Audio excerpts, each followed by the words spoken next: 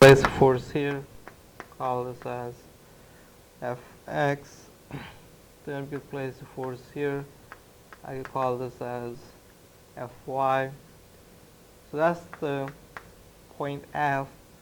Then we have point G. You'll have a force, we call this as Gx. And let's say we have a force here, I could call this as Gy. So that's the forces which we expect at the point F and G of the block. Now, one thing we could see pretty clearly, that if you had a force going down here as 500 pounds, then to balance this force, there will be an exact force going up. You'll have the magnitude as 500 pounds. Or at point E, there will be an exact force with the magnitude as 500 pounds. And the dimensions here, see this one here is 1 feet, and this point here is 1 feet. Then this distance here is 1 feet. Then the distance here is given as 2 feet, and distance here is given as 1.5 feet. So if I need the free bodies, and we look basically at the lengths. So that's a pin, and this point we take this as E, we take this point as B, and then you're going to have on this end, you're going to have a force point C, and in here there will be a force of magnitude as 500 pounds. Now this length here is 1 feet, and this height is also 1 feet.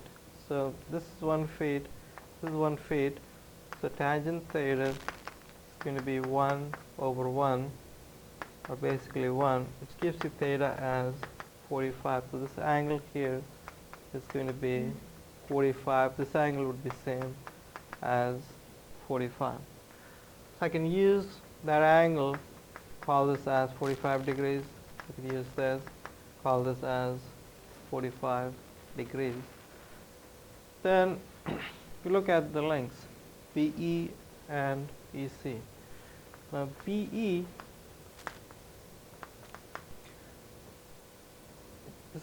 there's a pin here, there is a pin here, and there is no force in between. So this should act as a two-force member,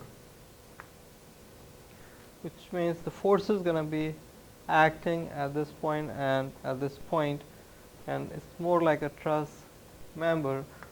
So let's say if I make an assumption that the force in that member is going to be in compression, that means there is a force here and a force here. I could call this as FBE and a force FBE. Same thing is going to go with EC. On EC, again, I make an assumption that the force in member is compression, because that's also a two-force member. So being a two-force member, we could take a force on both ends. I could call this as FEC and FEC. Now if I come back to this free body diagram, this point is still connected, but on the end here you will have exact same force as this, and that's going to be FBE. And in here on this end you will have exact same force as this, and that's going to be FEC. So that's what we get as the free body diagram for considering the part BEC. See, originally this was a pin, so I could have put two reactions, BX and BY.